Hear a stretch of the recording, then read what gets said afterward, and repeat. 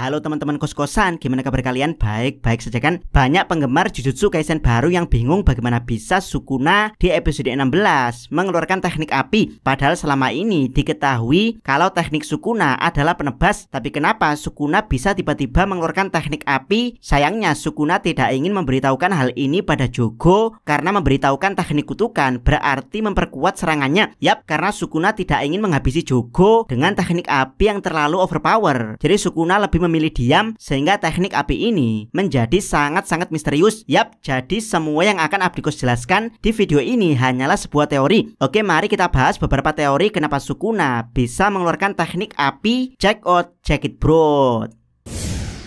Teori pertama, teknik yang berasal dari tanda kutukan. Walaupun Sukuna memakai tubuh orang lain, kita langsung tahu kalau itu adalah Sukuna, bukan wadahnya. Tentu saja semua itu berkat tato yang muncul saat seseorang dijadikan wadah Sukuna. Ditambah bagaimana Sukuna suka menyibakkan rambutnya ke belakang, membuat kita tidak lagi melihat sosok Yuji atau sosok Megumi saat mereka dikendalikan Sukuna. Yap, sebenarnya tato ini bukan tanda biasa, karena tato ini dipakai untuk menandai kriminal di zaman Jepang kuno. Jadi sebut saja ini sebagai tanda kutukan. Dan ya, ada teori yang mengatakan kalau tato ini didapatkan Sukuna setelah membunuh dan memakan korbannya, dimana Sukuna akan mendapat kekuatan dari korbannya dengan tanda tato kutukan. Jadi kejahatan pembunuhan dan kanibalisme dari Sukuna ditandai dengan tato kutukan ini. Dan ya, di anime memang tidak ditunjukkan, tapi di manga ditunjukkan dengan jelas saat Sukuna akan menggunakan teknik api. Dia mengatakan buka, dimana ada tanda kutukan berbentuk kotak di situ. Yap, sayangnya saat itu Sukuna memakai baju Yuji, jadi tidak kelihatan tanda mana yang saat itu sedang dibuka Sukuna. Namun kemungkinan itu adalah tanda kotak di bahu Sukuna. Yap, teorinya adalah saat Sukuna bilang buka, maka tanda kutukan kotak di bahu Sukuna bersinar atau menghilang, dimana hal tersebut sebagai penanda kalau Sukuna sedang menggunakan tanda kutukan alias teknik kutukan dari korbannya. Setelah Sukuna kembali ke teknik bawaan, yaitu penebas, tanda tersebut kembali menghitam atau muncul kembali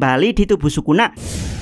Teori kedua, kemampuan mempelajari dengan cepat secara mengejutkan. Di pertarungan Sukuna melawan Gojo dibongkar kalau Sukuna mampu mempelajari jurus baru dengan cepat, bahkan hanya dengan melihat sekali. Sukuna sudah mampu melakukannya, dimana Sukuna mampu merubah dirinya sendiri menjadi benda kutukan setelah melihat Kenjaku melakukannya. Dia juga bisa menggunakan teknik kutukan kembali untuk menyembuhkan teknik kutukan setelah domain expansion, dimana hal ini bisa dia lakukan setelah melihat Gojo melakukannya. Yap, dari sinilah teori tersebut muncul, yaitu Sukuna mempelajari teknik Jogo selama pertarungan, di mana Sukuna mampu merubah energi kutukannya menjadi elemen yang memungkinkan dia untuk melakukan teknik yang sama dengan Jogo, yaitu api. Teori ini diperkuat dengan Sukuna yang mengatakan kalau dia akan bertarung dengan kemampuan Jogo. Yap, kalau diartikan secara literal, maka yang dimaksud bertarung dengan kemampuan Jogo adalah Sukuna mengkopi teknik Jogo setelah mempelajarinya dengan sangat cepat.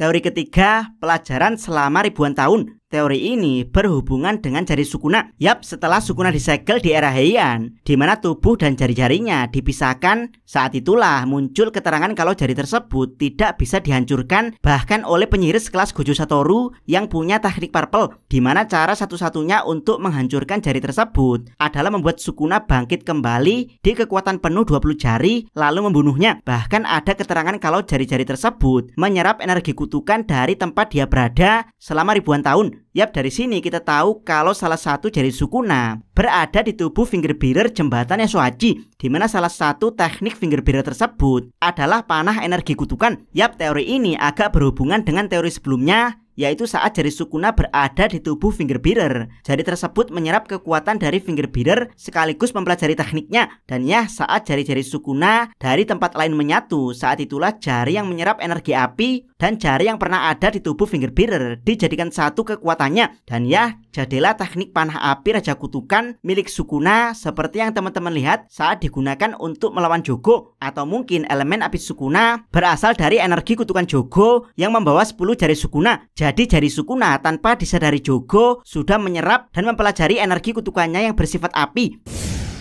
Teori keempat, teknik dari kuil Sukuna. Sebelum ada pertarungan Sukuna versus Yorozu, Wikipedia dengan santuy membuat keterangan Dismantle dan Cliff adalah ini teknik alias teknik bawaan dari Sukuna. Namun setelah pertarungan dengan Yorozu, dibongkar kalau teknik Sukuna adalah kuil, Dismantle dan Cliff hanyalah salah dua dari sekian banyak teknik Sukuna. Dan ya dari sini sebenarnya sudah jelas dari mana teknik Sukuna tersebut berasal, yaitu dari kuil Malevolent. Terus kalau teknik tersebut berasal dari kuil, kenapa teknik Sukuna tidak menghilang setelah kuil tersebut dihancurkan oleh Gojo? Untuk menjawab hal ini, Abdikos akan memberikan penjelasan yang agak ribet, jadi mohon disimak baik-baik. Teknik kuil dan domain expansion Malevolent Shrine sebenarnya adalah dua hal yang serupa tapi tak sama. Apakah teknik kuil yang dimaksud Yorozu adalah Malevolent Shrine? Jawabannya kemungkinan iya. Tapi apakah teknik tersebut membuat Yorozu menginginkan Sukuna agar membuka domain expansion untuk melawannya? Jawabannya tentu saja adalah tidak. Jadi teman-teman, teknik kutukan itu berasal dari bagian otak, termasuk Sukuna punya bagian otak yang khusus digunakan untuk mengaktifkan Malevolent Shrine. Nah, ketika bagian otak tersebut hancur, maka kuil Malevolent juga akan ditampakkan hancur. Dan ya, saat Sukuna berhasil merefresh otaknya kembali dengan teknik kutukan pembali, maka kuil Malevolent akan kembali utuh. Jadi kuncinya ada di otak. Selama Sukuna masih bisa menggunakan otaknya, maka kuil Malevolent tidak akan pernah hancur. Bagaimana dengan teknik api? Yap, karena teknik Sukuna adalah kuil, maka Abdikos yakin di dalam kuil tersebut ada banyak sekali teknik kutukan yang bisa dimanfaatkan Sukuna. Ada Dismantle dan Cliff termasuk turunan dari mereka seperti Spider Strat dan tebasan pembela dunia. Dan ya, menurut Abdikos saat Sukuna bilang buka, sebenarnya yang saat itu sedang dibuka adalah teknik Sukuna lain di dalam kuil Malevolent, sehingga Sukuna bisa mengakses teknik kutukan tersebut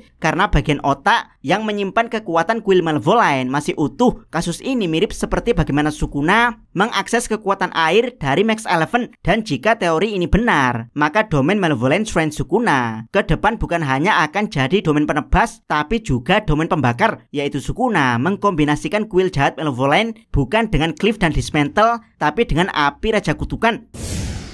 Teori kelima, bagian dari teknik memasak. Sebenarnya teori ini agak berhubungan dengan teori sebelumnya, yaitu bagian dari teknik kuil Sukuna. Namun Abdikos akan jelaskan lebih rinci. Teknik kuil Sukuna dalam bahasa Inggris disebut Malevolent Shrine, sedangkan dalam bahasa Jepang disebut Fukuma Mizushi. Nah, Fukuma ini kalau diartikan secara literal adalah tempat iblis bersemayam, sedangkan Mizushi kalau diartikan secara literal adalah dapur atau tempat makan seorang kaisar garis miring raja. Yap, jadi teknik kuil Sukuna sebenarnya adalah tempat iblis memasak dan memakan hidangan mereka. Namanya memasak pasti butuh alat-alat memasak dong. Dan ya, dari dapur kuil inilah Sukuna bisa mengeluarkan alat-alat untuk membuat masakannya. Pertama ada Dismantle yang dalam bahasa Jepang disebut Kai. Dan ya, Kai adalah pisau sekaligus teknik untuk membedeti ikan. Abdikos tidak paham bahasa Indonesia dari membedeti itu apa. Yang jelas ini adalah teknik untuk memotong dan memisahkan bagian-bagian dari ikan atau daging. Sedangkan Cliff dalam bahasa Jepang disebut Haji. Yap, Haji adalah pisau sekaligus teknik untuk menfilet ikan. Jadi teknik ini butuh ketekunan sesuai jenis ikan dan daging yang akan difilet. Kalau mengacu pada gambar teknik, Dismantle digambarkan pisau iris, sedangkan Cliff digambarkan pisau filet. Nah, kalau arti dari Fukuma Mizushi adalah dapur iblis, sementara gambaran dari teknik penebas adalah pisau, maka Abdikos yakin teknik api Raja Kutukan adalah kompor atau pemanggang atau pembakar di dapur iblis Sukuna. Teknik lain yang belum ditampakkan menurut Abdikos adalah racun, di mana ini menjadi bumbu dari masakan Sukuna. Yap, Sukuna pernah mendapat julukan sebagai raja dari racun mematikan. Jadi Abdikos yakin Sukuna punya teknik tersembunyi, yaitu racun di dapur iblis miliknya. Bagaimana menurut pendapat teman-teman? Dari manakah teknik api Sukuna berasal? Silahkan tuliskan komentar kalian di bawah. Jangan lupa subscribe channel Takos dan jangan lupa share video ini sampai ke salam. Mi.